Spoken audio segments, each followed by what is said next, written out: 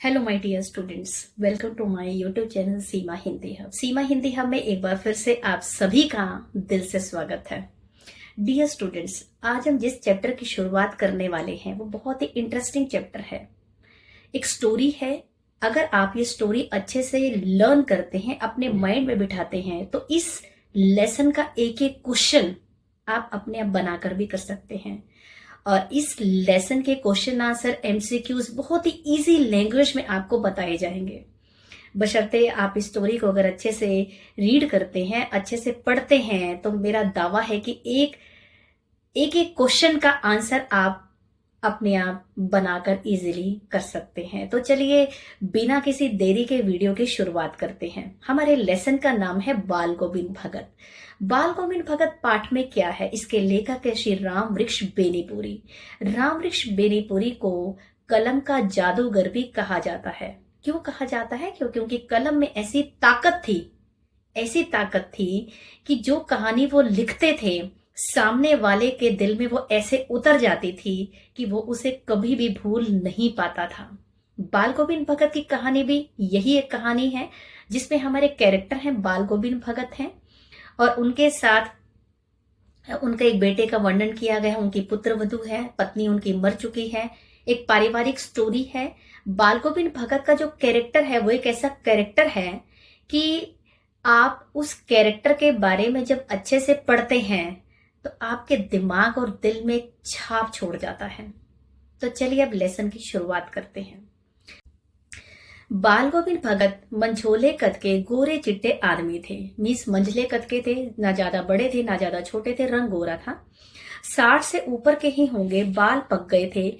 लंबी दाढ़ी या जटाचूट तो नहीं रखते थे, किंतु इनका चेहरा हमेशा सफेद बालों से जगमगिए रहता। मीन्स उनके चेहरे पर उनका चेहरा सफेद बालों से ही जगमगिए रहता। लंबी दाढ़ी या जटाचूट तो नहीं रखते थे। कपड़े बिल्कुल कम पहनते।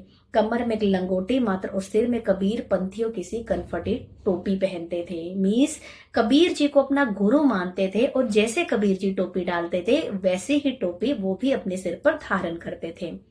जब जाड़ा आता तब एक काली कमली ऊपर से उड़े रहते। कमली का मतलब होता है कंबल। जाड़ा का मतलब होता है जब ठंड का मौसम आता तो अपने ऊपर एक काला कंबल ओढ़ लेते थे। मस्तक पर हमेशा चमकता हुआ रामानंदी चंदन। माथे पर हमेशा एक तिलक लगा रहता था जो नाक के छोर से औरतों के टीके की तरह शुरू होता जो जाग के छोर से, जैसे एक लंबा सा बड़ा सा टीका लगाते थे जो नाक से लेके माथे तक ऊपर जाता था। ऐसा टीका वो लगाते थे और अपने गले में तुलसी के जड़ों की बेडोल माला धारण किए रहते। गले में तुलसी की माला पहनते थे। ऊपर की तस्वीर से यह नहीं माना जाए कि बाल गोविंद भगत साधु थे। मतलब उनकी अगर हम इस चीज की बात करें तो ऐसा नहीं लगता कि हाँ वो एक साधु थे। नहीं, बिल्कुल नहीं, बिल्कुल गृहस्थ थे। गृहस्थ का मतलब होता है उनकी अपनी एक फैमिली थी, उनका अपना एक परिवार था। उनकी गृहिणी की तो मुझे याद नहीं, लेखक कहता है उनकी पत्नी का तो मुझे पता नहीं।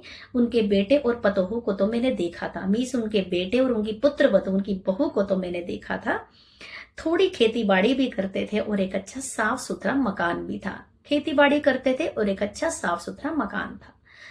साधु की तरह दिखते थे लेकिन बिल्कुल भी साधु नहीं थे। एक बेटा था, पत्नी उनकी मर चुकी थी। लेखक कहते हैं कि उनके बेटे और पुत्र वधू को तो मैंने देखा था। खेती बाड़ी करते, परिवार रखते। बाल गोविंद भगत साधु थे। साधु की सभी परिभाषाओं पर खरे उतरते थे और कबीर जी को अपना गुरु मानते थे, साहब मानते थे। उन्हीं के गीतों को गाते और उन्हीं के आदेशों पर चलते थे। मीन्स कबीर जी की हर बात मानते थे, उन्हीं के आदर्शों पर चलते थे। कभी झूठ नहीं बोलते थे, सबके साथ खरा व्यवहार रखते थे। आपसे क्वेश्चन भी पूछा जाता है कि कबीर जी के व्यक्तित्व की विशेषताएं बताइए, तो वो क्या थे? सबसे खरा व्यवहार रखते थे, किसी से झूठ नहीं बोलते थे, किसी की चीज को बिना छुए मतलब बिना बताए छूते नहीं थे, किसी से भी दो टूक बात करने में संकोच नहीं करते थे और ना ही किसी से खामखा झगड़ा मोल लेते थे। किसी की चीज नहीं छूते थे, ना बिना पूछे व्यवहार में ले लाते थे। इस नियम को कभी कभी इतनी बारीकी तक ले जाते कि लोगों को हैरानी होने लगती, कि लोग हैरान हो जाते थे कि वो अपने नियमों के कितने पक्के थे, अपने नियमों से पूरी तरह वो बंधे हुए थे। कभी वह दूसरों के खेत में शौच के लिए नहीं बैठते थे। वे गृहस्थ थे लेकिन उनकी सब चीज साहब की थी।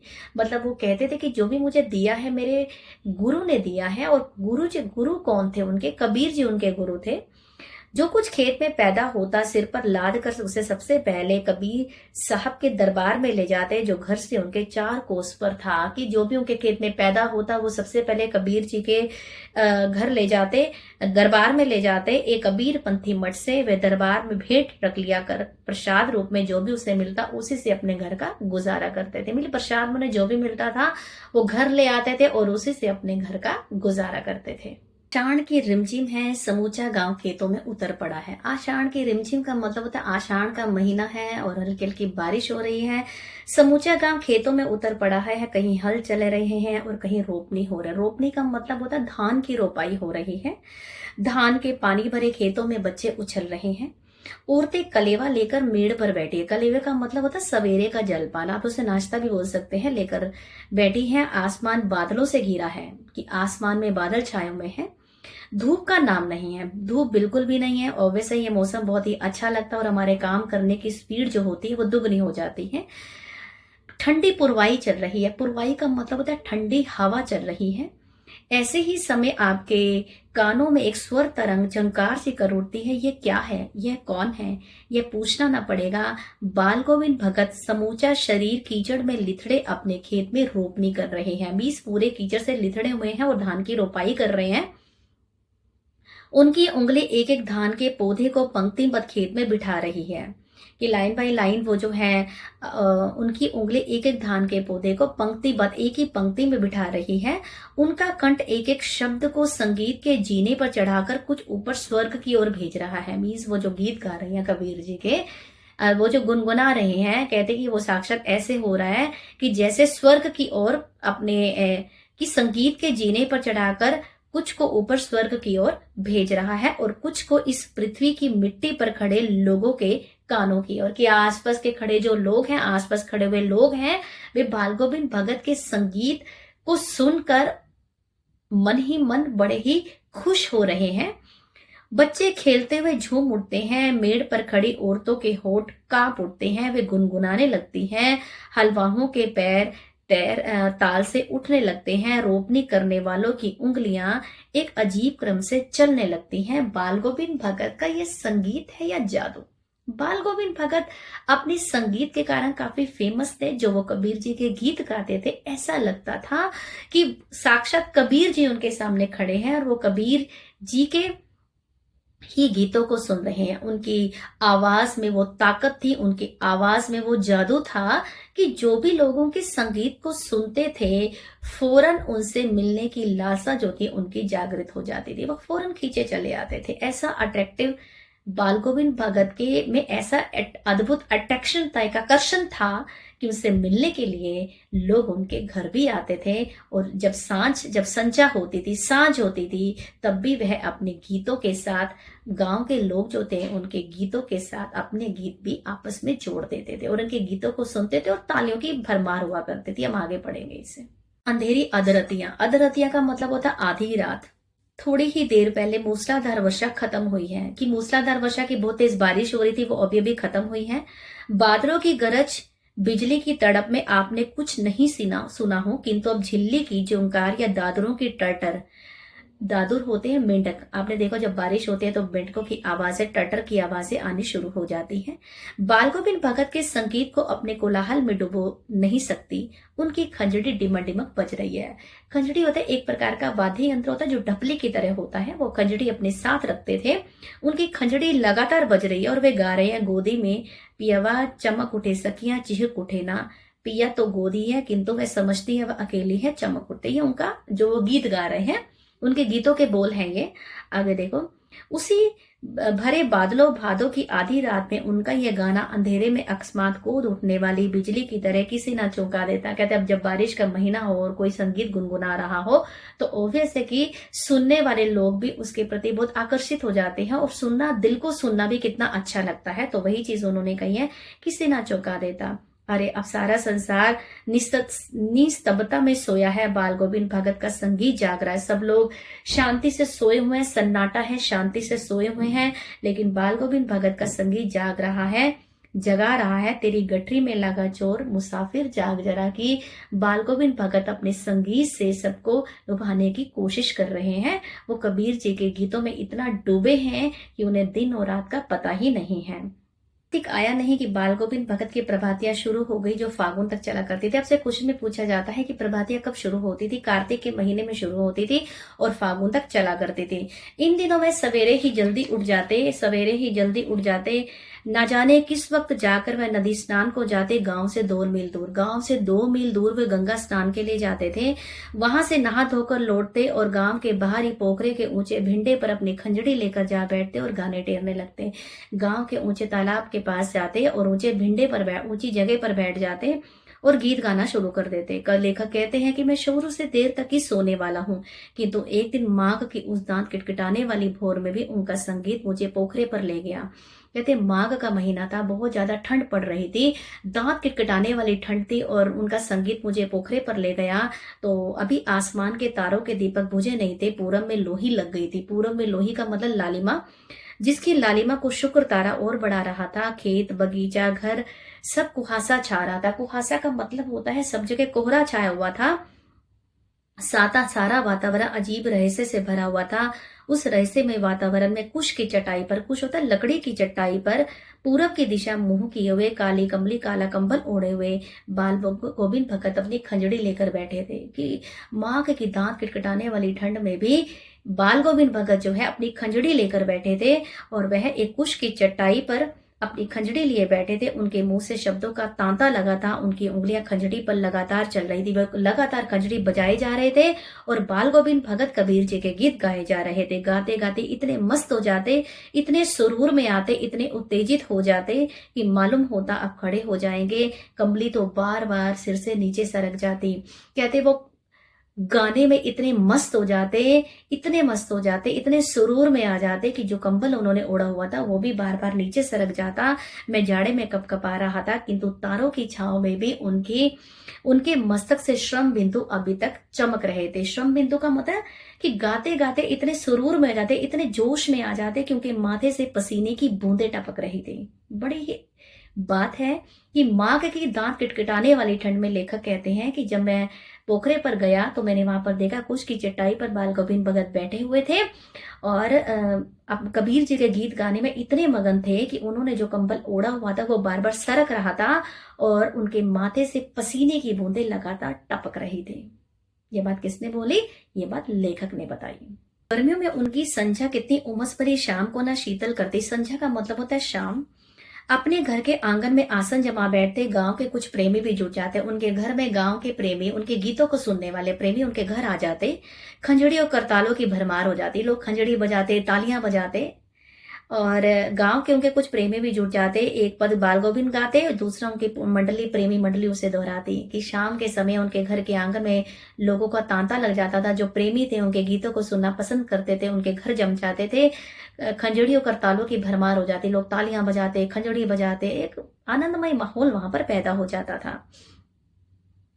धीरे धीरे स्वर इतना ऊंचा होने लगता कि निश्चित ताल निश्चित गति से उस ताल स्वर के चढ़ाव के साथ श्रोताओं के मन भी ऊपर उठने लगते। कहते वो इतना खूबसूरत गाते कि लोगों के गाने की आवाजें भी इतनी, वो भी सुरूर में आ जाते, वो भी जोश में आ जाते और ऊंचा गाने लगते।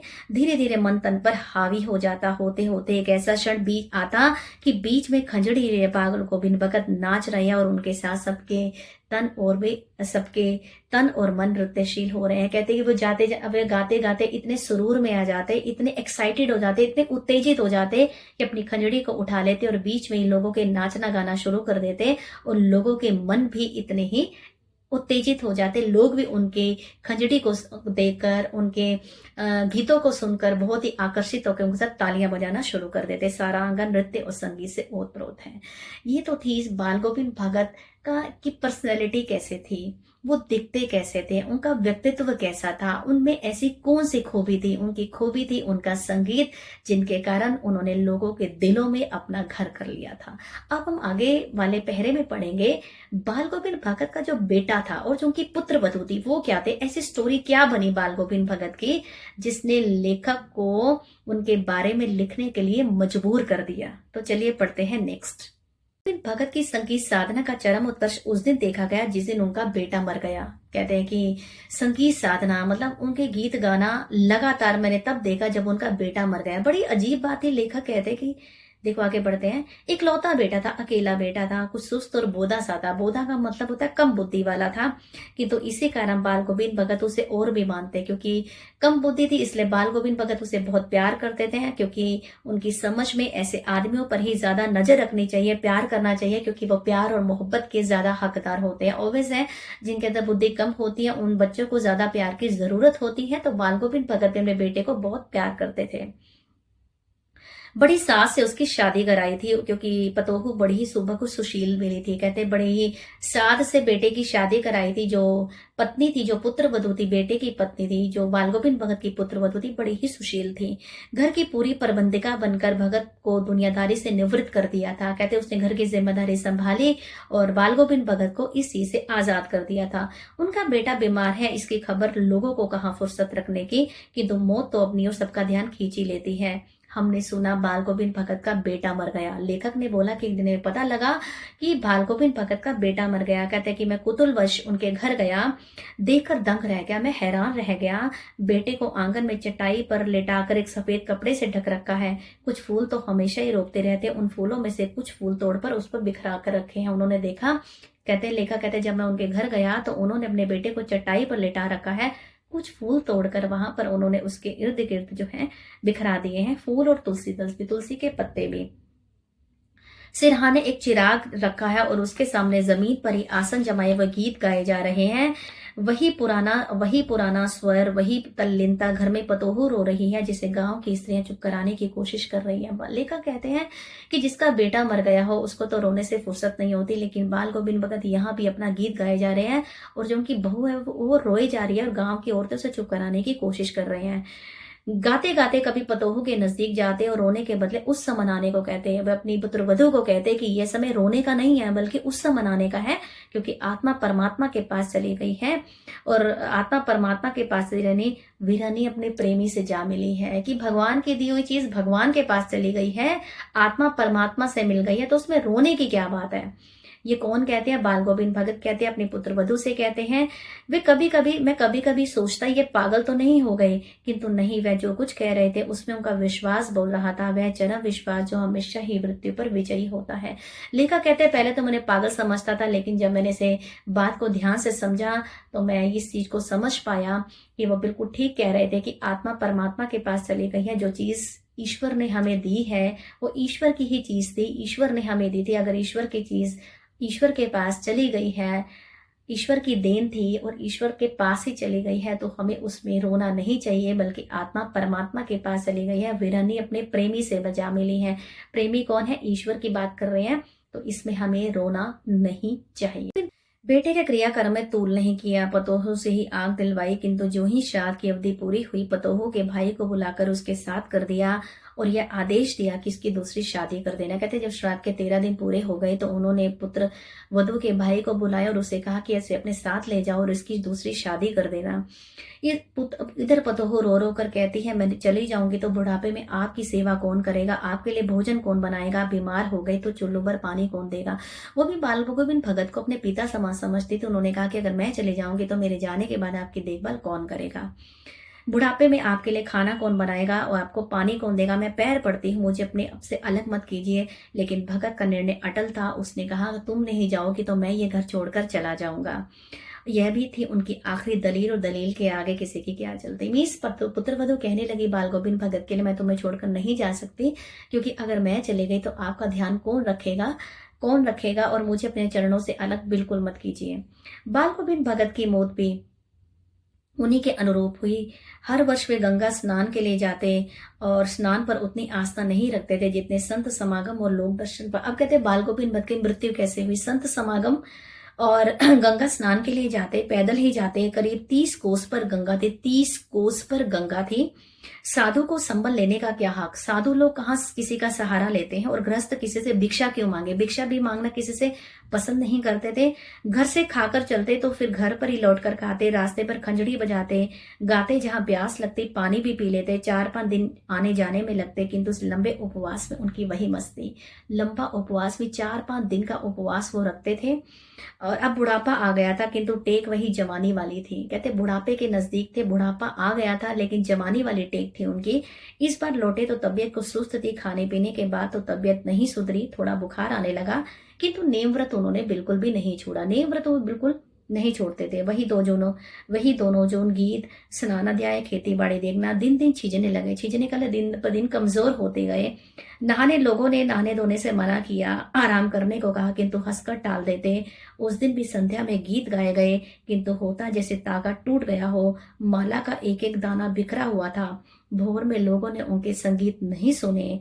मैंने जाकर देखा तो बाल गोविंद भगत नहीं रहे, सिर्फ उनका पंजर पड़ा था। पंजर में उनका मृत अवस्था में शरीर पड़ा था, वो मर चुके थे। तो ये थे बाल गोविंद भगत की एक बहुत ही खूबसूरत कहानी, जिसने लेखक को उनके बारे में लिखने से मजबूर कर दिया कि बाल गोविंद भगत जो थे अपने नियमों के पक्के थे, और अपने नियमों से बिल्कुल हटने वाले नहीं थे। साधु की तरह दिखते थे, और लेकिन उनका अपना परिवार था। और लास्ट में भी उन्होंने अपने नियम व्रत को नहीं छोड़ा, और वह दिन ब दिन छींचने लगे, और वह बीमार हो गई। बीमारी के कारण उनकी मृत्यु हो गई। तो ये थे लेसन की समरी।